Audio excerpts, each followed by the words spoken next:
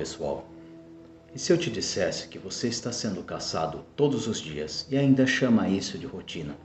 O que eu vou falar aqui agora pode tocar bem fundo em sua alma, então assista até o final. E antes de continuar, peço que deixe o seu like, comenta que esse vídeo provoque em você e compartilhe com alguém que precisa ouvir isso. Esses dias eu estava navegando pelo YouTube, quase distraído quando apareceu uma resenha de Não Olhe, de Jordan Peele. E eu já tinha visto o filme, mas algo naquela análise reacendeu um incômodo. E foi curioso perceber isso porque o incômodo não era sobre a criatura do filme, era sobre mim. Ao lembrar do filme, eu comecei a lembrar do desconforto que ele tinha deixado. E ao invés de ignorar, eu fiz como eu ensino, como eu trago no Instagram. Sentei e encarei, agindo como um terapeuta de mim mesmo. O que começou com uma simples reflexão sobre uma criatura se transformou em uma investigação, primeiro simbólica, depois psicológica, em seguida social e por fim pessoal. E o que eu percebi é o que eu quero compartilhar com você hoje. Então, por favor, assista até o fim. O incômodo começou pelo fato de que eu reconheci aquela criatura. E reconhecer é diferente de interpretar, pois eu já estive dentro dela.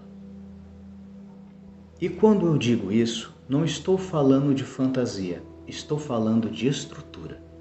Porque o que me perturbou no filme não foi o fato de ser um alien ou uma criatura qualquer, foi o método que este ser usava para caçar. Ele não corre atrás da vítima como um animal comum. Ele cria uma tensão, ele encena, ele transforma o medo em espetáculo. E mais inquietante ainda, ele exige o olhar. Quem encara diretamente morre. E quem ignora também, pois é consumido pelo medo de jamais poder olhar. E quando essa chave virou na minha cabeça, eu entendi que aquilo não era só ficção científica. Era um modelo de poder, um sistema de captura pelo enquadramento. E a pergunta deixou de ser o que é essa criatura e passou a ser onde eu já vi isso antes. Pois eu te digo, eu já vivi sobre enquadramento moral, emocional e institucional. Promessas de cuidado que vinham acompanhadas de controle. Promessas de direção que escondiam manipulação pelo medo. E então a reflexão foi expandindo. Se isso me atravessou pessoalmente, será que não atravessou a sociedade inteira? Nós viemos de uma cultura de rigidez extrema, disciplina pela força, autoridade pelo medo, respeito pelo silêncio. Depois reagimos e fomos para o outro extremo. Tudo é permitido, tudo é expressão, tudo é validação. O que antes era repressão virou exaltação. O que antes era controle virou libertinagem. Esse movimento pendular não é novo. Zygmunt Bauman já falava da liquidez das estruturas. Quando são sólidos demais, esmagam. Quando são líquidos demais, dissolvem.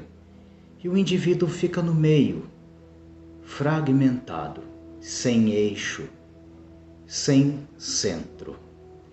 É exatamente aí que a criatura encontra espaço, porque ela não age apenas no palco físico, ela opera na psique, paralisa, hipnotiza, cria um teatro incrível. E aqui entra algo que sempre me inquietou na clínica e na vida.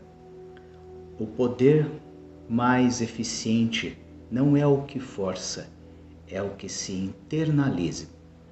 Sigmund Freud dizia que o que não é elaborado retorna como sintoma.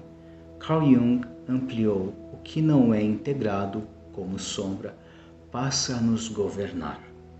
Quando eu não reconheço minha própria rigidez, eu a projeto no sistema. Quando eu não reconheço minha própria carência, eu me torno refém de quem promete acolhimento absoluto. E então a criatura cresce, não porque ela é forte, mas porque nós a alimentamos. Há uma cena no filme que nunca sai da minha cabeça. Ela regurgita tudo o que consumiu sobre a casa. Ela devolve, mas devolve em violência. E isso me pareceu um retrato da exata época em que vivemos. O que não é elaborado vira descarga, vira polarização, vira linchamento moral, vira espetáculo de ódio. O excesso de repressão gera explosão, o excesso de permissividade gera vazio, e o vazio é extremamente perigoso, porque quando falta acolhimento real, o sistema oferece acolhimento ideológico. Quando falta validação interna, surge exaltação coletiva. Quando falta sentido, surge pertencimento automático. A criatura assume várias formas: instituições intocáveis, discursos salvacionistas, lideranças performáticas. Ela não quer ser confrontada, quer ser temida e adorada. E talvez o ponto mais desconfortável seja este: muitas vezes nós não a destruímos porque nos enxergamos nela. E eu me enxerguei. E me fez lembrar de algo que meu pai dizia, que só entende o jogo quem já encarou o inferno. E de uma certa forma eu tive que fazer isso. Não no sentido literal, mas no sentido estrutural. Já estive em sistemas que prometiam cuidado e entregavam controle. Já experimentei o enquadramento que sufoca e depois chama isso de proteção. Por isso o filme me atravessou. Ele não trouxe uma novidade, ele organizou algo que já estava em mim. E foi aí que a pergunta mudou mais uma vez: como destruir a criatura? E a resposta que obtive foi: não alimentando-a. Ou seja, não direcionar investimento psíquico. Extremos a fortalecem, reações a sustentam, projeções a expandem. Não é sobre esquerda ou direita, não é sobre religião ou ausência dela.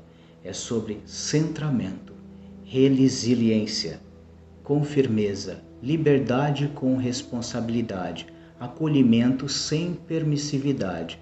Se não há tempo para educar, não se tem filhos. Se não há maturidade para a liberdade, não se reivindica autonomia irrestrita.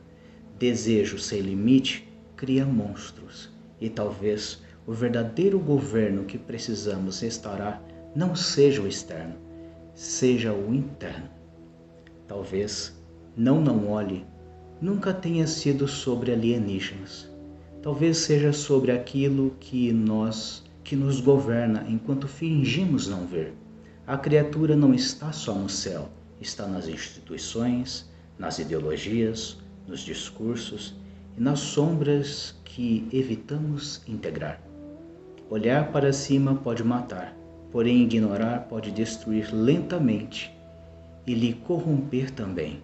Mas olhar para dentro exige coragem. Eu comecei esse vídeo falando sobre um filme, mas não era sobre cinema, era sobre consciência.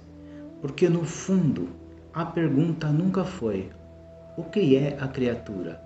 A pergunta é: onde na sua vida você está sendo enquadrado e chamando isso de normal? Onde você está terceirizando responsabilidade? Onde você está alimentando aquilo que diz combater? Talvez o monstro não precise ser destruído. Talvez ele precise deixar de ser alimentado. E isso começa aqui, na sua autoanálise, na sua coragem de olhar para dentro, no seu governo interior. Agora eu quero ouvir de você. Em que momento de sua rotina você percebe que pode estar sendo caçado? O que nesse vídeo te incomodou de verdade? Deixe aqui nos comentários, eu leio, eu respondo e muitas vezes o próximo vídeo nasce exatamente dessas conversas. Se essa reflexão fez sentido para você, curta o vídeo, compartilhe com alguém que precisa ouvir isso e se inscreva no meu canal para continuar esse diálogo. Quero transformar este espaço em um lugar de reflexão profunda. Psique, sociedade, responsabilidade e poder. E se você quiser que eu faça uma análise de outro filme ou outra obra, outro tema que te inquiete, escreva aqui também. No próximo vídeo eu volto com outra reflexão, mas até lá fique com uma pergunta. Você está vivendo ou está sendo conduzido? A gente se vê no próximo conteúdo.